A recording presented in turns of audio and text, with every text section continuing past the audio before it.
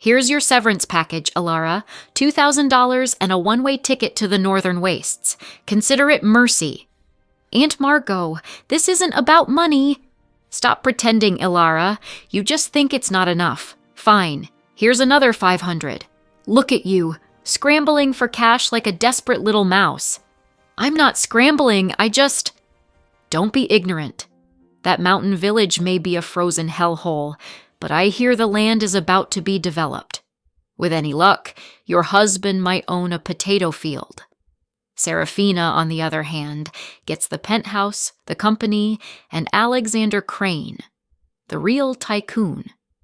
But grandfather's will specified the eldest daughter must marry into the Vance alliance, since Seraphina is now the eldest in the records.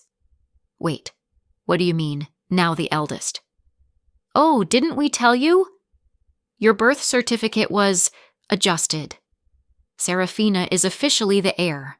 You're just a ward of the family now, a charity case. Father, how can you— Oh, enough, Elara. I won't have you tarnish the Vance name. This Silas person, he's practically a hermit. Probably can't even afford running water. Why would we waste a dowry on him? Margot has a point. Seraphina, go to Elara's room and take whatever you want. The jewelry, the prototypes, the patent files, it's all yours now. Yes, Father. Finally. It's fine, Mother. Just a little theft. Let the vulture take what she wants. Elara, you're too soft. That's why you'll always lose. Soft? Maybe. But I'm not stupid. Grandfather's legacy, the real one. I already converted it. Encrypted cloud storage. Unhackable, unlocatable. Elara! My room is empty. Where is everything? Oh, Seraphina, did you check under the floorboards? Or did you just assume I'd leave billion-dollar tech sitting in a jewelry box? You little— That's my inheritance. Give it back. Inheritance? I thought I was just a ward. Guards, please escort my sister out. She's trespassing. Wow, they said he was a farmer. I was expecting a shack. This is just a cabin? Miss Vance? Yes, and you are? I'm Silas, your husband. Oh, you're taller than I expected, and cleaner. Where did you get that watch? That's a limited edition, a gift, from a friend. You were expecting mud and livestock? Honestly, yes. Well, I hope you're not disappointed. Come inside. I'll show you where you'll be staying. Excuse me, who is this woman, Silas? This is Elara, my wife. Your wife? You can't be serious. She's from the city. Look at her. Designer coat, soft hands, probably never worked a day in her life. She doesn't belong here. Mrs. Holt, I don't recall asking for your opinion. I've been managing this estate for 15 years. I know gold diggers when I see them. She's probably after your land. My land? Don't play dumb, girl. Everyone knows this mountain is about to be worth millions once the development starts. You think you can just waltz in and Mrs. Holt, that's enough. She pushed me. I did no such thing. She tripped on her own expensive heels. Silas, I saw it. This city woman has no respect. She should leave before she causes more trouble. I didn't push anyone. I was just standing here. Liar, you— Mrs. Holt, I suggest you stop talking, now. But Silas, I have security footage. Would you like me to play it, or would you prefer to apologize to my wife and return to your duties? My apologies, Miss Vance. It's Mrs. Vance now, and apology accepted. You're different from the report I received. What report? My assistant sent me your file yesterday. Elara Vance, reckless, arrogant, gold-digging corporate thief. I was prepared to send you back. I'm not a thief. My sister— I know. I read between the lines. The timeline didn't match. The accusations were too perfect. Someone wanted you gone. You believe me? I don't believe rumors. I believe data. And the data says you invented something that's about to change the world, and someone stole it. How do you... Let's just say I keep my ear to the ground. Now here's the deal. You can stay here for 1 month. If you want to leave after that, I'll arrange transport and a new identity. No questions asked. And if I stay, then we rebuild what they took from you. Together. Here, take this. What is this? $50,000. For expenses. I know the family didn't give you much. I can't accept this. You're a farmer. This must be your life savings. I'm not a farmer. I'm a landowner. There's a difference. Take it. But why? You don't even know me. Because I can't give you love, Elara. I can only give you resources. So don't expect romance or affection. This is a business arrangement. A business arrangement where you give me $50,000? Consider it an investment. You're brilliant. I'd be a fool not to invest in you. You're strange. You're not the first person to say that. By the way, what exactly do you do? You said you're a landowner, but I manage some properties. Mostly remote locations, data centers, server farms, that sort of thing. Data centers, in the mountains. Best place for them. Cold climate, natural cooling, cheap energy from the hydroelectric dam I built. You built a dam? Well, I funded it. Same thing. That's not the same thing at all. Who are you? I'm Silas, your husband. Isn't that enough? Silas, there's a woman here to see Elara. She says she's her sister. Tell her to leave. She's very insistent. She brought reporters. Of course she did. Elara, do you want to see her? No, but if I don't, she'll cause a scene. Let her in. Elara! Oh, thank God you're safe. We were so worried. Were you? Yes. When you disappeared, we thought the worst. But look at you. You're alive. And this place is so rustic. How quaint. What do you want, Seraphina? I wanted to check on my baby sister and to let you know I've decided to donate your prototype to charity. In your name, of course. Isn't that generous? That's my prototype. Was. You signed the release forms, remember? Or did you forget? You were so upset that day. I never signed anything. Well, the courts disagree. Anyway, I should go. I have a press conference in an hour. I'm being honored as Innovator of the Year. Wish me luck. She forged my signature. I know. She's going to sell my work to the highest bidder. I know. And you're just going to let her? No, I'm going to let you stop her. Here. What is this? A direct line to the patent office and the International Tech Consortium and the CEO of Titan Peak Industries. Titan Peak? That's the largest tech conglomerate in the world. How do you have a direct line to...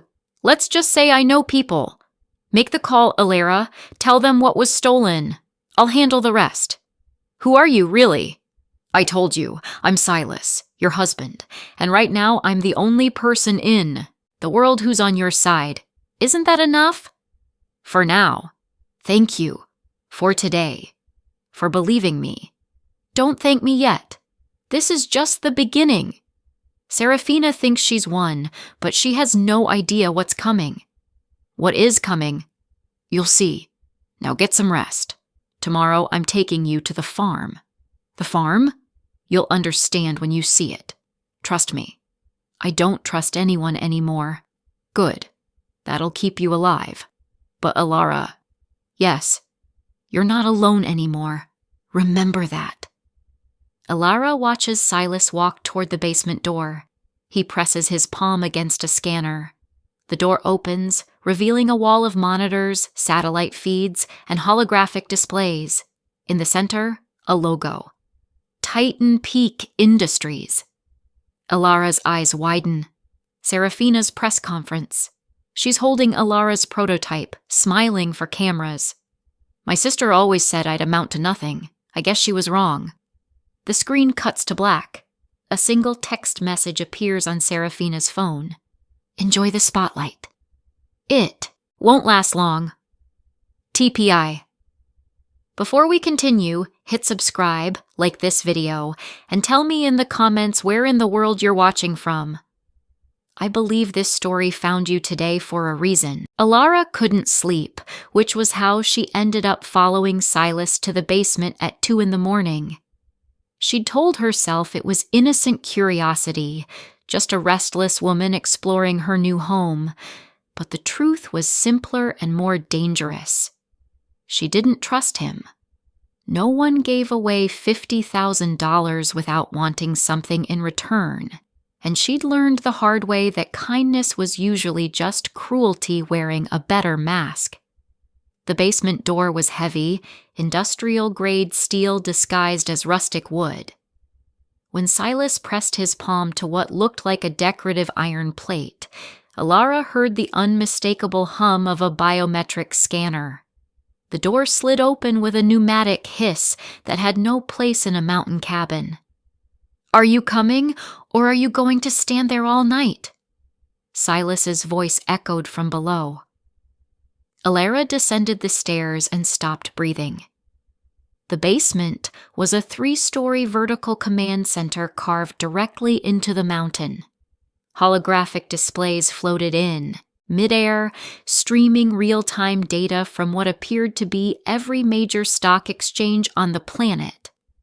A wall of monitors showed satellite feeds, security footage, and what Elara recognized, with a jolt of horror, as the interior of her family's corporate headquarters.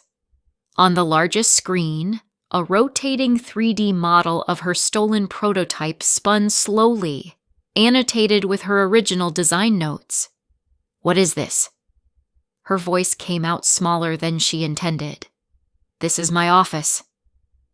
Silas stood at the central console, his work-worn hands moving across holographic interfaces with practiced ease. "I manage a few investments from here, nothing too complicated." "This isn't a few investments. This is—" She stepped closer to one of the screens and froze. The header read, "Titan Peak Industries, Global Operations Dashboard." No, you can't be the Titan of the North?" Silas turned to face her, and for the first time she saw him clearly, not as a farmer, not as a husband, as exactly what he was, a predator who'd been playing at being prey. "Yes, Elara, I can be, and I am." "Why?" The word broke on her lips. "Why the act? Why the cabin? Why pretend to be? Because powerful men don't get privacy, they get parasites." His voice was soft, almost gentle. "I built this empire from nothing, and I learned early that the moment people know who you are, they stop seeing you as human. They see a resource to exploit." "So you exploited me instead? Bought me like livestock?" "I didn't buy you."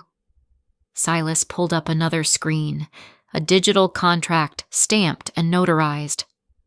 "I paid your family $3 million to break the marriage arrangement. They took the money and sent you anyway." Elara stared at the contract, at her father's signature, at the date, 3 days before her banishment. "They sold me twice," she whispered. "Yes. So I saved you the only way I could." Silas closed the hologram. "By marrying you myself." The news broke at breakfast, because of course it did. Bad. News always arrived with coffee. Elara was attempting to eat toast without crying when Silas set his tablet in front of her. The headline screamed in bold letters, "Seraphina Vance named Genius of the Century for Revolutionary Neural Interface Technology." Below it, her sister's face, Elara's face really, just crueler around the edges, smiled from the steps of the International Innovation Summit. "She's wearing my necklace," Elara said numbly. "The one Mother gave me before she died. Keep reading." She did, and it got worse. Seraphina had filed 17 patents under her own name. The prototype was already in production. Pre-orders had exceeded $2 billion. And there, in the final paragraph, a quote that made Elara's hands shake. My sister always believed I couldn't do anything on my own.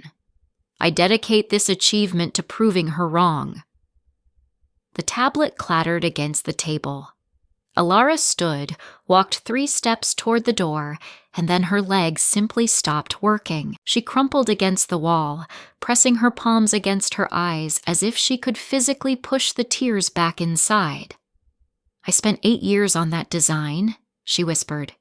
8 years, late nights, failed tests. I burned my hand twice on the soldering iron. I missed my mother's funeral because I was in the lab trying to crack the neural mapping algorithm." Her voice cracked. "And she took it, in an afternoon, with a forged signature and a smile." "I know. No, you don't." Elara's head snapped up. "You don't know what it's like to pour your soul into something and watch someone else wear it like a costume. She didn't earn this. She didn't—" Silas crossed the room and placed something in her hands. It was small, sleek, and warm to the touch. A device no larger than a wristwatch, its surface shimmering with interfaces that responded to her fingerprints. Data streamed across the micro-display, processing speeds 3 times faster than her original design, power. Consumption reduced by 60%, and a security encryption she'd only theorized about in her private journals. "What is this?" she breathed.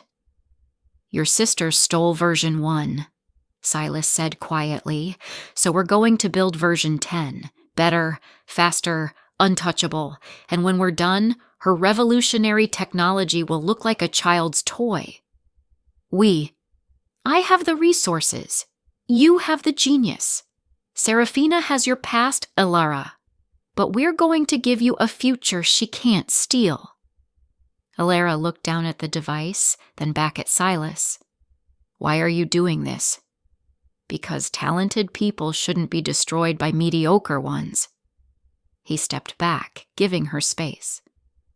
"And because when this goes public, I want to see the look on her face when she realizes she stole the prototype, while you kept the blueprint." For the first time in 3 days, Elara smiled.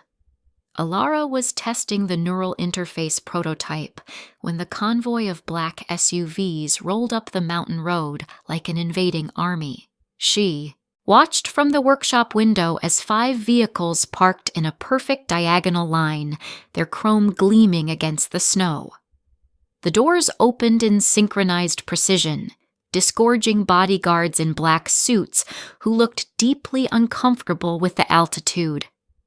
Then came Seraphina, stepping out in a white fur coat that probably cost more than the cabin's entire rustic facade. "Silas," Elara called. "We have company." "I know. I own the security cameras." He didn't look up from his coffee. "Let them come." The man who emerged from the lead vehicle was tall, silver-haired, and wearing the kind of smile that came pre-installed on people who'd never been told no.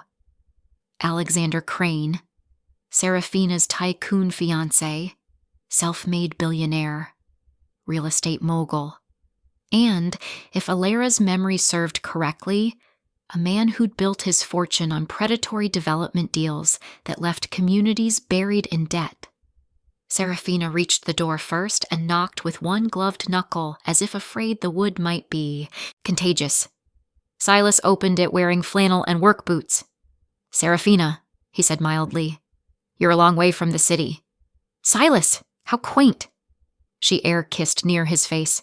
"And Elara, oh darling, you look so rustic. Mountain life suits you. Very earthy." Her eyes swept the cabin's interior with barely disguised disgust. "Alexander, this is my sister, the one I told you about." "The charity case," Alexander said, extending a hand Silas didn't take. "I've heard so much about you. Seraphina says you were quite the little inventor before your setback." "Before I stole her work, you mean?"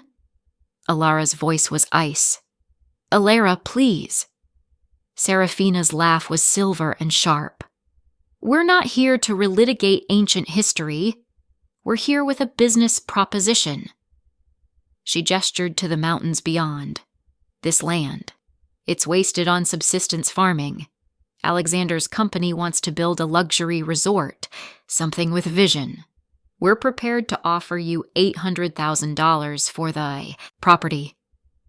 Silas raised an eyebrow. $800,000? "It's generous, considering the location," Alexander said. "No roads, no infrastructure, barely accessible 6 months of the year. Frankly, we'd be doing you a favor." "A favor?" Silas repeated. "Yes, you could finally leave this frozen wasteland and live like normal people." Seraphina beamed. "Think about it. With that money, you could rent a nice apartment in the city. Maybe even get Elara some proper clothes." "Interesting." Silas pulled out his phone and tapped the screen. "Tell me, Alexander, does Crane Development still lease its headquarters at 1500 Summit Plaza?" Alexander's smile flickered. "How did you— And the lease comes up for renewal next month, correct? $43 million annually?" The color drained from Alexander's face. "Funny thing about that building," Silas continued, his voice pleasant as poison. "I own it. Have for 7 years. So when you say you want to buy my mountain to do me a favor," he smiled. "I'm curious. How exactly does a tenant buy property from his own landlord?" Seraphina's empire began crumbling exactly 48 hours after she tried to buy Silas's mountain. Elara was in the workshop when the first domino fell. A sudden, catastrophic drop in Vance Industries stock that wiped out 18% of the company's value in 90 seconds. She watched it happen on the monitors, the red line plummeting like a stone dropped off a cliff. "What did you do?" she asked. Silas didn't look up from his console. "I divested." "You— what?" "Titan Peak held a 12% stake in Vance Industries through a shell corporation. I liquidated the position this morning. The market noticed." He pulled up another screen showing a cascade of sell orders from institutional investors, all following Titan Peak's lead like lemmings off a cliff. "They're noticing quite loudly, actually." Elara should have felt vindicated. She should have felt justice wrapping around her like warm armor. Instead, she felt the cold whisper of fear. "Silas, that's my family's company. There are innocent people who work there, who will still have jobs tomorrow," he interrupted. "I'm not destroying the company. I'm destroying your sister's credibility as its leader." "There's a difference." By hour 6, the stock had dropped 31%. By day 2, the board of directors had called an emergency meeting. And by day 3, Seraphina was sending desperate emails to every powerful contact in her phone, begging for intervention, including one to a generic corporate email address, investor.relations@TitanPeak, Industries. Silas pulled up the email and read it aloud, his voice mockingly sweet. "To whom it may concern, I am writing on behalf of Vance Industries to request an urgent meeting with your executive team. Recent market volatility has created an unfortunate misunderstanding about our company's stability. I am confident that a brief conversation would clarify any concerns. As the newly appointed CEO and the innovator behind our flagship neural interface technology, I would be honored to personally present our vision for the future. Please advise on your earliest availability. With sincere regards, Seraphina Vance, Chief Executive Officer." "She thinks Titan Peak will save her," Elara whispered. "She thinks Titan Peak doesn't know who she is." Silas began typing a response, his fingers moving with surgical precision. "Let's educate her." The reply was brief. "Ms. Vance, thank you for your inquiry. Titan Peak Industries conducts thorough due diligence on all potential partnerships. Our research has raised questions regarding the origin of your neural interface patent. We have reason to believe the technology was developed by another inventor whose work was appropriated without consent. Until this matter is resolved, we cannot consider any business relationship with Vance Industries. We recommend you consult with your legal team immediately. Regards, Office of the CEO, Titan Peak Industries. You just accused her of theft, Elara said. Publicly. No, I accused her privately, but she'll panic, and panic makes people loud. Silas hit send. Give it 20 minutes. 19 minutes later, Seraphina's assistant called a press conference to address baseless accusations from unnamed competitors. She lasted 6 minutes before a reporter asked if she could provide documentation proving she'd invented the technology herself. She couldn't. The invitation arrived in a black envelope sealed with gold wax, and Elara knew immediately it was a trap. The Obsidian Gala, she read aloud. Annual fundraiser for the International Innovation Council, hosted by Alexander Crane. Attendance by invitation only. Seraphina will be there. I know, Silas said, already laying out a garment bag across the bed. That's why we're going. The dress was liquid midnight, black silk that moved like water and caught the light like captured stars. Elara had never worn anything so deliberately weaponized. The mask that came with it was equally lethal, delicate silver filigree that covered half her face while leaving her mouth and eyes exposed. You want me to walk into a room full of people who think I'm a fraud, she said. I want you to walk into a room full of people who are about to realize they were wrong. Silas adjusted his own mask, matte black, severe, anonymous. Trust me. The gala was being held at the Celestial Heights, the most exclusive venue in the city, perched on the 78th floor with views that made mortals feel like gods. Elara and Silas arrived late, which meant they arrived perfectly. Every head turned when they entered. Seraphina saw them immediately. Elara watched her sister's champagne glass pause halfway to her lips, watched recognition flicker and die behind her jeweled mask. Because Seraphina was looking at a stranger, a woman in a dress that cost more than a car, wearing jewelry that, whispered old money and older power, moving through the crowd like she owned not just the room, but the building itself.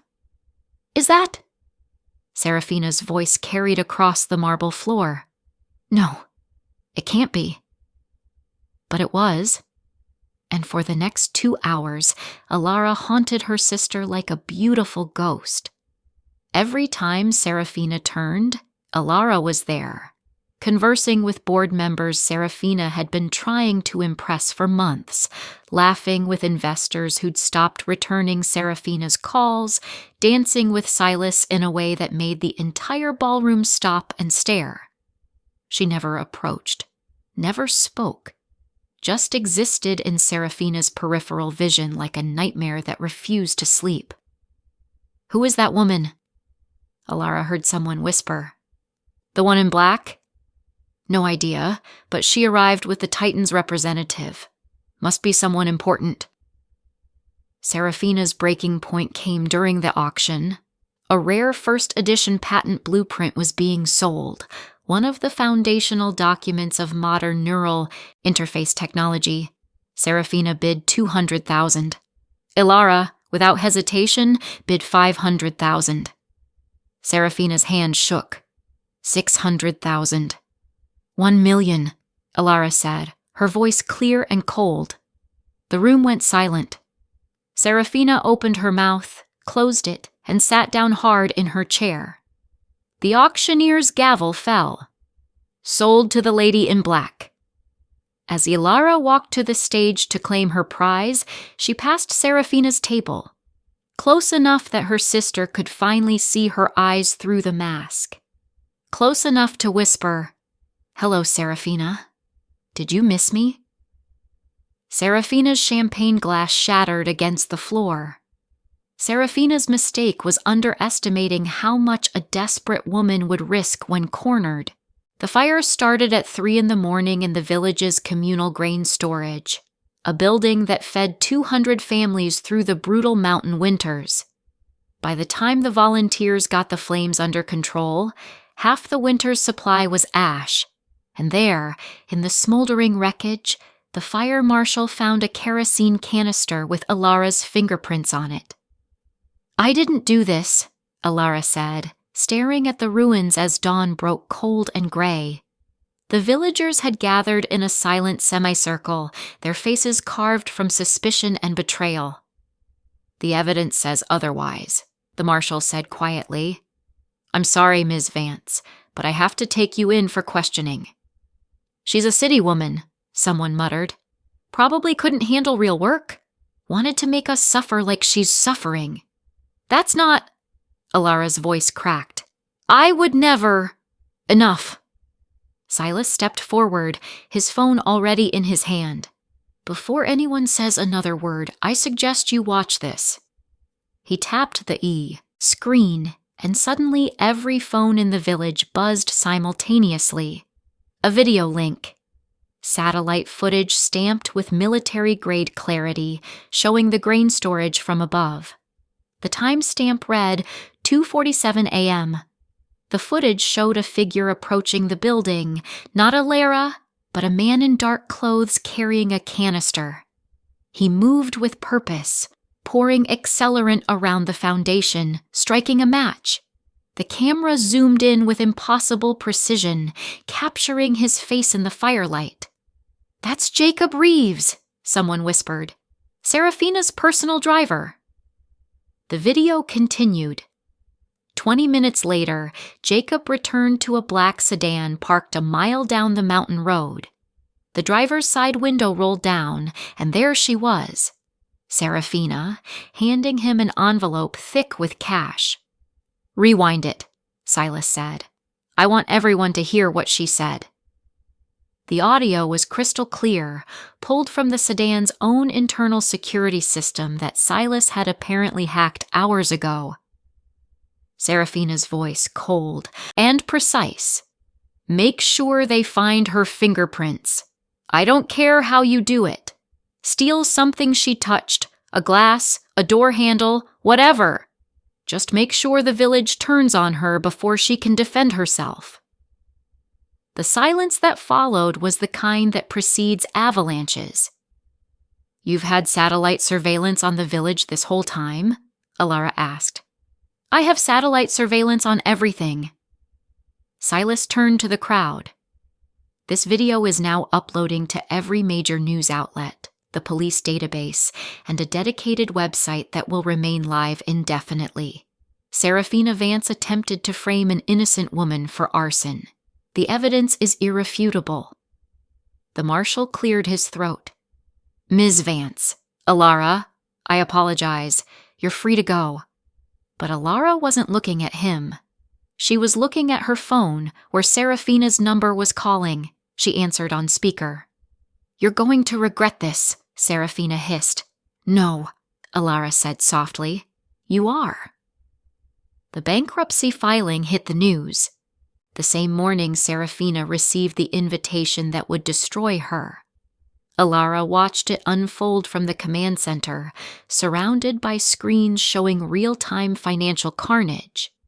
Vance Industries' creditors were circling like sharks who'd smelled blood.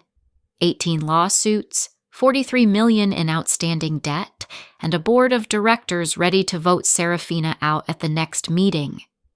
The company her father had built over 30 years was 90 days from complete collapse.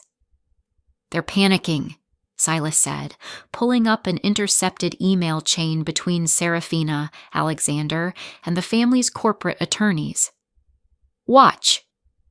The emails were frantic, desperate, misspelled in places where fear had made fingers clumsy. They had one asset left: the neural interface technology. The revolutionary invention that had made Seraphina famous. If they could sell it, license it, partner with someone, anything, they might survive.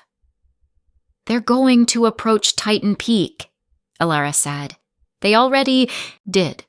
This morning, Seraphina sent a formal proposal offering exclusive licensing rights for $200 million. Silas smiled. I accepted. You what? I invited them to the annual Titan Peak Innovation Summit. 3 days from now, neutral ground, international witnesses, ironclad contracts. He turned to face her. They think they're about to be saved. Your father, your aunt, Seraphina, Alexander, they're all coming. The entire corrupt family walking into the room where they finally get what they deserve. Elara's hands were shaking. They'll recognize you. Will they? Silas pulled up a photograph from the summit's promotional materials, a silhouette of a man in an expensive suit, face deliberately obscured. The Titan of the North has never shown his face publicly. I've given exactly 3 interviews in 10 years, all audio only. To the world, I'm a ghost. To your family, I'm their savior. And when they walk into that boardroom, they'll see me sitting at the head of the table, and you sitting beside me. His voice was soft, deadly. Not as my wife, as the Chief Innovation Officer of Titan Peak Industries, the position I'm offering you. Right now. Elara stared at him. I want you to take back what's yours, not as a victim, as an executive with the power to prosecute intellectual property theft on a global scale. He slid a contract across the desk.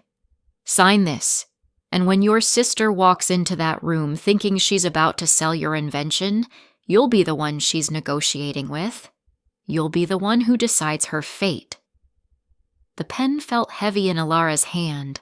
Outside, snow was beginning to fall. They sent me away to die, she whispered. Then let's show them what grows in graves, Silas said. Elara signed her name. 3 days later, the Vance family boarded a private jet to the summit, champagne already flowing, celebrating their salvation. They had no idea they were flying toward their execution. The boardroom was designed to intimidate. Floor-to-ceiling windows overlooking a city that looked like scattered diamonds, a table carved from single piece of black marble, and chairs that cost more than most people's cars. Seraphina entered like a queen returning to her throne, Alexander at her side, their parents trailing behind wearing their best funeral suits and predatory smiles.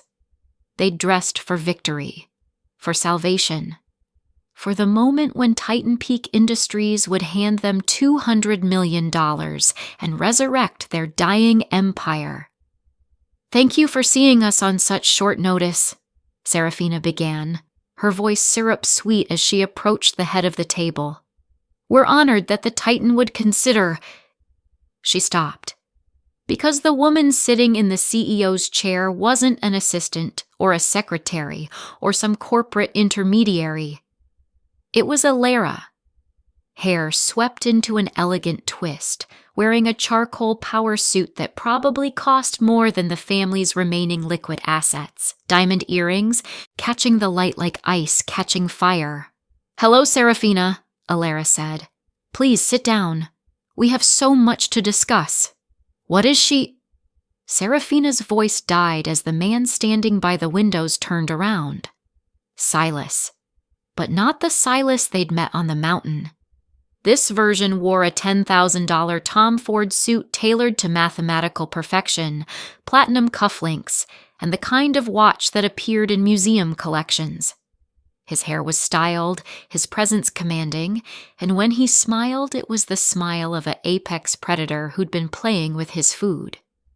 Ms. Vance, he said, thank you for coming. I don't believe we've been properly introduced.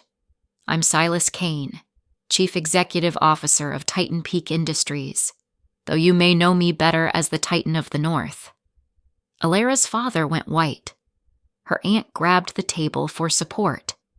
Alexander made a sound like a man who'd just been stabbed. Seraphina just stood there, her mouth opening and closing like a fish drowning in air. Sit, Elara repeated, her voice cold as winter. Now. They sat.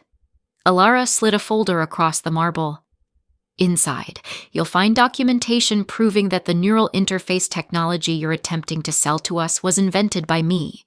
My designs, my code, my patents, filed 3 years before you forged the paperwork claiming them as yours. You're not here to sell us groundbreaking technology. You're here to sell us stolen property. This is insane, Seraphina whispered. You can't. I can. I am. And I have witnesses. Elara gestured to the far wall, where a screen flickered to life showing a live video feed of the International Patent Court, observers watching in real time. This meeting is being recorded and broadcast to every relevant legal authority, so please continue. Tell me again how you invented my life's work. Seraphina looked at her father, her aunt, Alexander. None of them moved. I believe you have something of mine, Elara said softly, and I'm here to take it back. Silas placed a hand on her shoulder, not protective, not possessive, just present. 2 people standing on top of the world, watching the liars burn below. Shall we begin? He asked. 6 months after the boardroom, Elara stood in the same spot where Seraphina had pushed her into the mud and called her worthless. The Vance family estate was being auctioned today, every painting, every chair, every piece of silver that had once represented their untouchable legacy. The bankruptcy court had been ruthless. Seraphina was facing 7 years for corporate fraud. Alexander's company had collapsed when Silas terminated his lease, and 23 other properties followed suit. Her father and aunt had fled to a cousin's house in the suburbs, their faces occasionally appearing in articles about fallen empires and cautionary tales. They'd lost everything, and Elara had helped take it. Do you feel better? Silas asked, standing beside her on the mountain overlook, the city sprawling, below them like a kingdom they'd conquered together. I don't know, Elara admitted. I thought I would. I thought when they finally paid for what they did, I'd feel complete, vindicated. She paused. But mostly I just feel tired. Revenge is exhausting. It's why I stopped pursuing it years ago. Then why did you help me? Because you weren't seeking revenge. You were seeking justice. There's a difference. Silas turned to face her. Revenge is about making them suffer. Justice is about making sure they can't hurt anyone else. Elara looked down at her hands, the same hands that had built the neural interface, the same hands that had signed the contracts that destroyed her family's empire. Seraphina stole everything from me, my work, my name, my inheritance. She sent me here to rot. And instead, you bloomed. Silas gestured to the mountain fortress behind them, the tech empire they were building together, the future spreading out like an unwritten story. She thought she was taking your life. What she actually did was free you from the people who were holding you back. You think she did me a favor? I think she tried to bury you and forgot that seeds grow in dirt. His voice softened.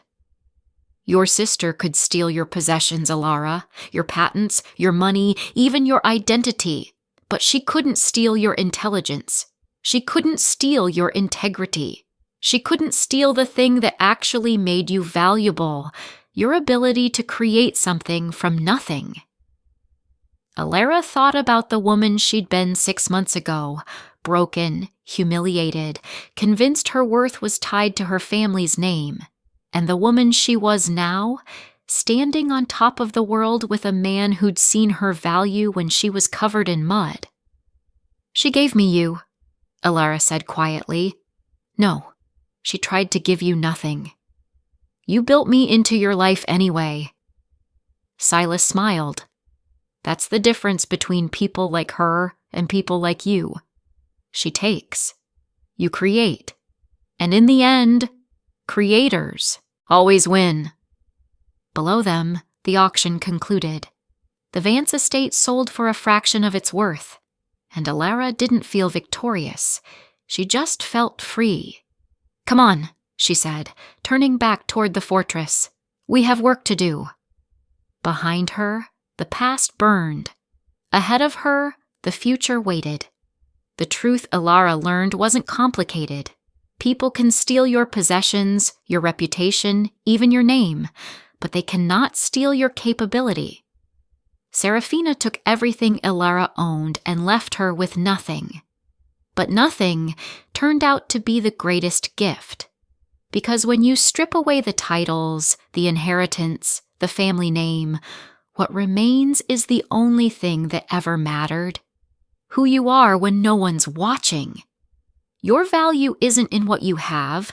It's in what you can build when everything is taken away. That's not justice. That's power. And no one can ever steal that from you. Now, we want to hear from you. What did you think of Elara and Silas's journey? What was your favorite moment? Share your thoughts in the comments. We would love to know which scene gave you the most satisfaction and which one moved you to tears. On a scale of 0 to 10, what rating would you give this revenge and vindication story? And if you loved following the journey of, "My sister stole my life and left me with a farmer," only to find him standing on top of the world, do not forget to subscribe to the channel. Turn on notifications to receive more emotional, empowering, and inspiring stories like this one. Leave a like if you are cheering for Elara and Silas as a couple standing on top of the world together. Comment which character you related to the most. The resilient Elara who reclaimed everything stolen from her, or the mysterious Silas who proved that true power doesn't need to announce itself. We will see you in the next story because everyone deserves justice, and everyone deserves someone who sees their worth when the world tries to bury them.